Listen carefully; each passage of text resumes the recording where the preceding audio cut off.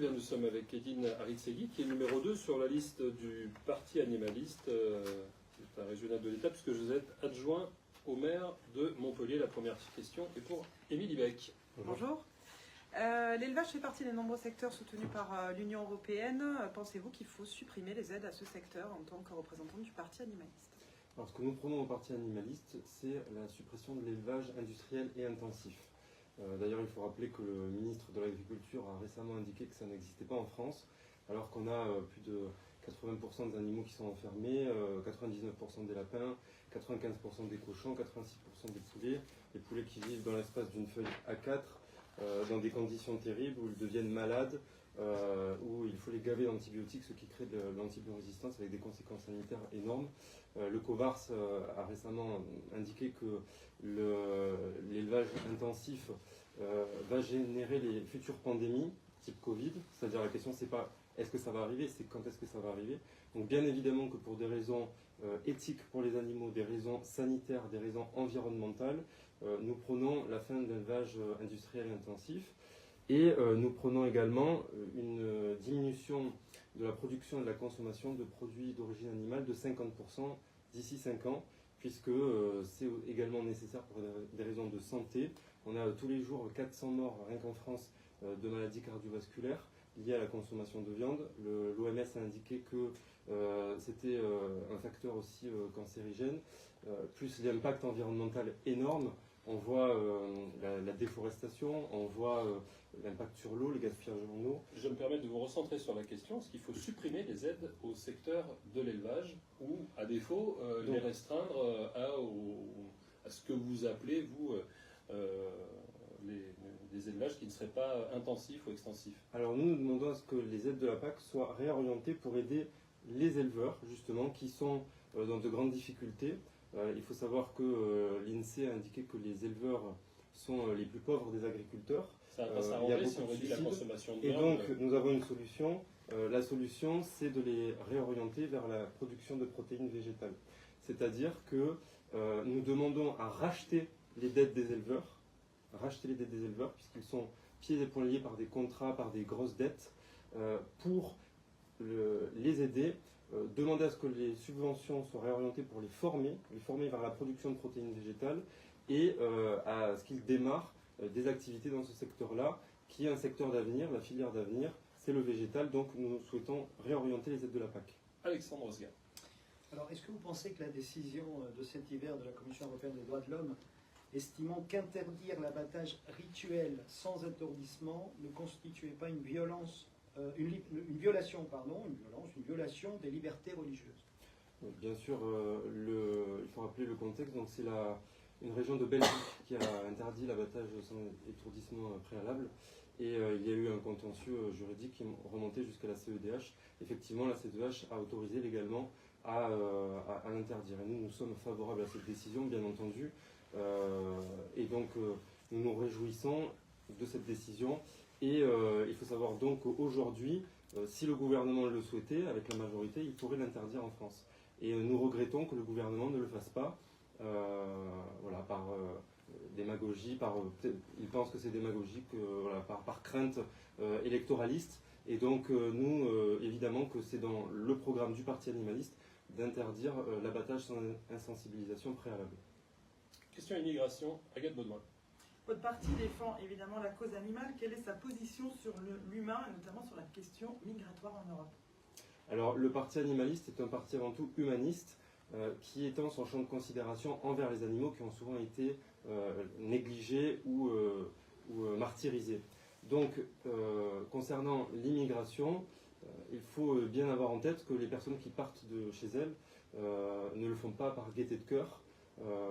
Les personnes qui fuient leur pays, alors c'est pour plusieurs raisons. Ça va être soit pour des raisons de conflit, soit pour des raisons économiques. Donc, nous prenons des solutions et nous apportons des solutions qui étudient les causes et pas seulement qui traitent les effets. Donc, pourquoi les gens partent de chez eux? Il y a dans le monde, on le sait, une crise agricole, une crise climatique, des gens qui ne mangent pas à leur faim chez eux. Et notre programme prévoit justement des solutions à cela. Ce que nous souhaitons que la France applique et que nos partenaires à l'international appliquent également, c'est les mesures que je vous ai indiquées. Donc, une végétalisation de l'alimentation de 50% d'ici 5 ans et la fin de l'élevage intensif. En quoi ça va résoudre cette problématique?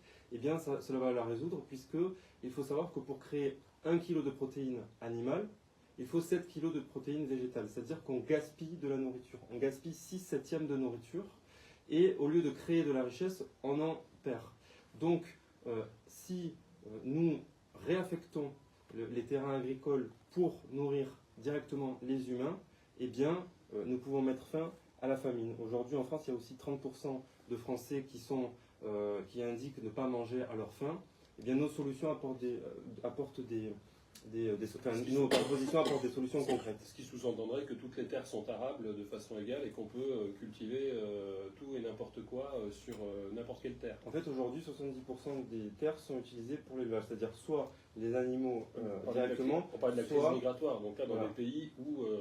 Alors, dans les pays en question, justement dans les pays pauvres, il faut savoir que des pays riches, et notamment la Chine, rachètent des terres agricoles dans ces pays-là pour produire des végétaux qui vont ensuite servir à nourrir les animaux dans leur propre pays. Donc les gens ne peuvent même pas consommer le fruit de ce qui est produit dans leur propre pays.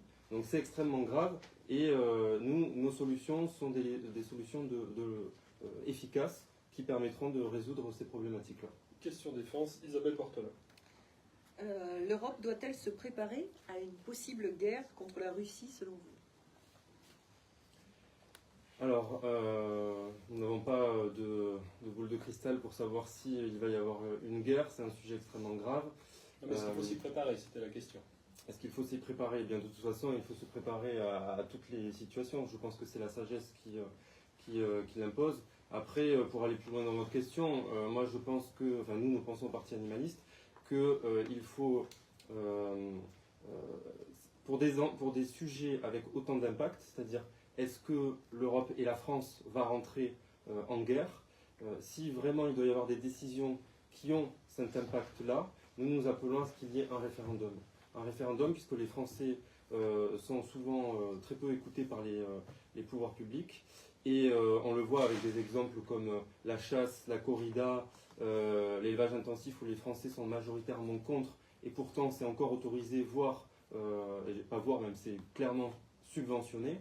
Donc les personnalités au pouvoir ne respectent pas la volonté des Français. Donc là, pour un sujet avec un impact aussi fort, nous demandons à ce qu'il y ait un référendum qui soit lancé si jamais les décisions engendrant un risque de rentrer en guerre doivent être prises. Ah, précisément, vous avez parlé de la corrida. Les élevages de taureaux dédiés à la corrida ne sont pas des élevages extensifs. Les animaux sont élevés en plein air. Ils sont Ils sont extensifs. Pardon. Désolé, j'ai rien dit. Non, ils sont extensifs et ils ne sont pas intensifs. Ah ouais, ils sont extensifs, pardon, et pas intensifs. Est-ce qu'il faut supprimer les aides, puisque vous en parlez? Oui, bien sûr. Il faut supprimer les aides de toutes les activités qui génèrent des grandes souffrances pour les animaux. Donc la corrida, c'est une évidence. Mais également les aides pour les élevages de taureaux, pour la bovine qui pratique encore les sévices que nous avions dénoncés dans une tribune publiée sur Le Monde, c'est-à-dire la castration à vif, c'est-à-dire le fait de découper des morceaux d'oreille avec un couteau à vif, et également la ferrade, qui est le fait de brûler au fer rouge un animal et qui génère de grandes souffrances. Toutes ces pratiques qui sont inutiles. Et bien, donc la corrida et ces pratiques-là, évidemment, ne doivent pas être subventionnées par une quelconque aide, qu'elle soit de l'Europe ou française.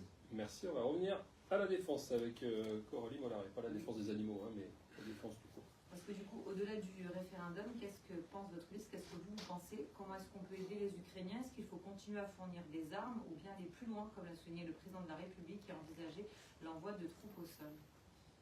Alors je réponds à votre question, mais je vais quand même parler des animaux, parce qu'on peut ramener la question animale, et c'est l'objectif du Parti animaliste, justement. Les animaux sont souvent les grands oubliés, et nous, notre objectif, c'est de ramener la question animale. En matière d'aide, on a vu des convois aller apporter de l'aide alimentaire ou récupérer des blessés, et c'est très bien. Nous, on dit que c'est une très bonne chose. Mais il faut aussi penser aux animaux. Il faut aussi que les convois amènent de l'aide alimentaire pour les animaux sur place. et aillent récupérer les animaux qui sont dans des situations graves. On a vu des zoos qui étaient bombardés ou avec des bombardements très proches, donc c'est nécessaire de récupérer les animaux. Également, quand on parle d'armement, on sait qu'il y a beaucoup d'armements qui sont testés sur les animaux, de nouveaux armements, et bien ça, nous demandons à ce que ce soit interdit. Alors pour revenir à votre question, eh bien, nous demandons effectivement à ce qu'il y ait un respect des frontières qui ont été internationalement validées. Chaque pays peut avoir son récit historique et donc générer de nouvelles guerres. Ça n'est pas acceptable, donc nous, la France, devons nous opposer à cela. Voilà. Eh bien, merci Edine Aritsegui, on est arrivé au bout du temps. Merci d'être venu de Montpellier pour nous rencontrer. C'est moi qui vous remercie. Vous êtes numéro 2 sur la liste du Parti animaliste.